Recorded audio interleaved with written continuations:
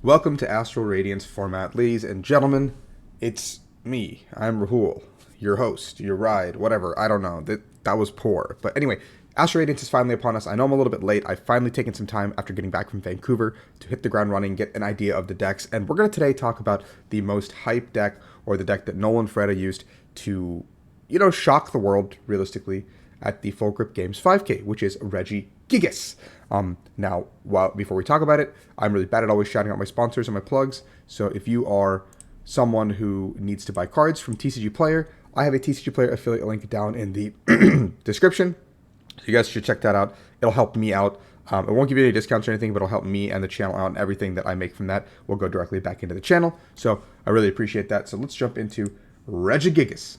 Now, this behemoth of a card says, once during your turn, if you have a Regirock Ice Steel, a Lecky, and a Draco in play, I think it's Drago, but I'm just going to call it Draco. You may attach up to 3 energy cards from your discard pile to one of your Pokemon. Now, it says 3 energy cards. This does not specify basic. This does not specify, it's just any energy card itself. So you can play a lot of different things to kind of get the engine moving.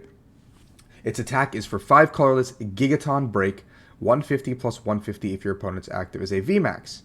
Pretty good, right? But you're thinking, oh no, we're a little bit short.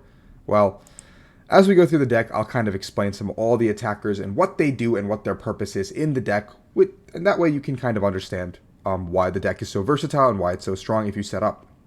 We play 2 Regidrago that have the Dragon's Horde ability. Once during your turn, if this Pokemon is in your active spot, you may draw cards until you have 4 in your hand.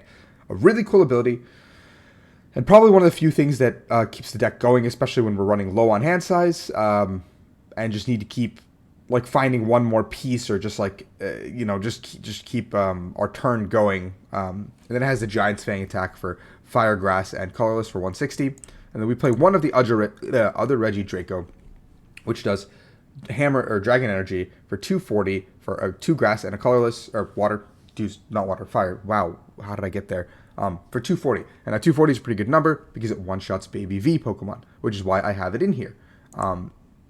We have 2 copies of Regirock.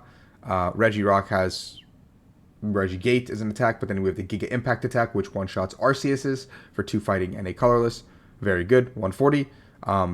Usually 140 times 2 deals with weakness on almost everything we need it to, which is really good. Then we have 2 Regielekis, one of the Terra Spark Regieleki, which does a 120 to the active and 40 to 2 of your opponent's bench. With a Choice Belt, this does one-shot any Palkia V-Stars that are in play. Also, obviously, we could Terra Spark first, put some damage on the bench, and then kill it later with a Boss's Orders. Then we have 1 Regieleki that has Targeted Bolt. I don't really know if this Targeted Bolt attack is good.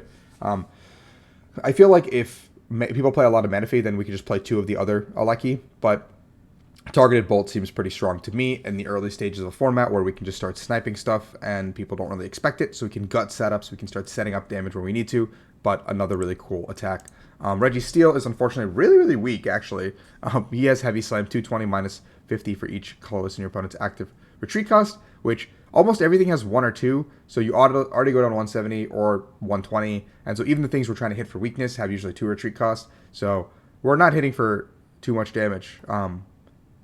It's kind of depressing, but Registeel is there. He's there because we need the combo to work. And then we have Regice, which has Blizzard Bind, which is 100, and the defending Pokemon is a V. They can't attack you next turn, so we can use Regice to try to wall off a couple turns against a V-only deck, maybe just buy ourselves some time.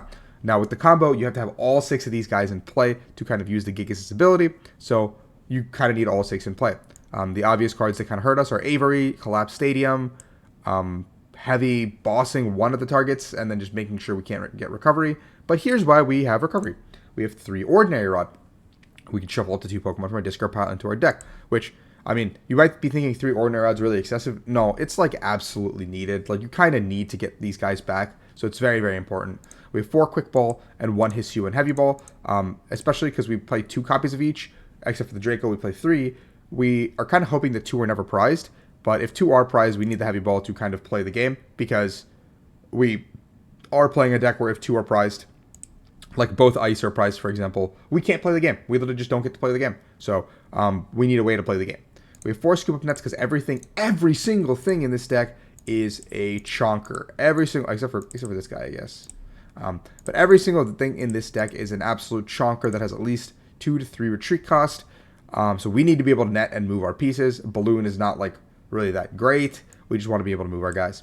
We play 3 copies of Trekking Shoes. I think a 4th would obviously be very nice, but we want to be able to get either the Pokemon into our hand or the energy into the discard, because a lot of the time the energy will get stuck in our hand that we don't want it there. We play 4 copies of Ultra Ball, as well as 3 copies of Stormy Mountains. We play 3 Stormy Mountains because it does help us search 2 of our basic Pokemon that we need, as well as be a counter stadium to Collapsed and Temple of Sinnoh, which are both really, really bad for us in the grand scheme of things. We play 2 copies of Boss's Orders, 3 copies of Bruno if we get knocked out, shuffle, draw 7, 4 copies of Research. I think the 4 Research and 2 Boss are pretty staple. I don't know if the Bruno needs to be a Bruno. It can be Zinnia's, it can be Cynthia's, it could be Alistair even. I don't know. It could be something different. We have 2 Choice Belt, 4 Aurora Energies, which I do want more ways to have like rainbow quote-unquote attack, because the Aurora is the only way we attack with Rock or Draco. I guess Ice as well. So like actually everything besides the LAKEY and Gigas, we need the Auroras. So they're actually very crucial. And we play 2 Capture, 2 Powerful, and 2 Twin. The Captures are just to get our early game rolling. The Powerful is to get us over the 300 hump with the Gigas to go to 310. Or, you know, just more damage on Gigas, which is nice because we can go to 190. Choice Belt 220 as well if we have both Powerfuls. We have the Twins as well to kind of just power up the Gigas in 1 turn if we need to. We can get the 3, like we can get a Twin plus 2 energies plus an attachment for turn, and that'll be our 5 right there. Then we play 4 Speed because it acts as a draw engine, as well as, you know, Lightning is really good, and both our Lightning guys discard their energy, as opposed to the other guys who keep all their energy, but we have to retreat them manually to reuse the ability. So Regigigas is one of my favorite decks in this format. I've probably played 30-something, 40 games with this. It's a lot of fun to play. Obvious problems are Avery, Collapse Stadium, Temple of Sinnoh. Those are just really unfortunate to deal with. I think your Mew matchup is not the best still on paper, and I think that getting like Path Marnade or like Sinnoh Marnade or something like that has become very hard to deal with, and Roxanne is really, really hard to play out of towards the end of the game, depending on the deck. So the deck is very fragile, and it all comes down to your early game setup. And I've been having good early game setups a lot of the time, but I'm hoping this list kind of fixes a lot of those problems. So if you guys enjoy the content, obviously like, subscribe, and leave a comment down below about what deck you want to see next. I'm going to try to cover as many decks as I can before I leave for Milwaukee. We're going to be doing quick deck profiles, nothing crazy, nothing in depth. I'm not going to try to hit any numbers because I'm not in it for the monetization. I'm here to help you guys learn how to play Pokemon. And with that being said, you guys have a great day. I'm Rahul. Peace out.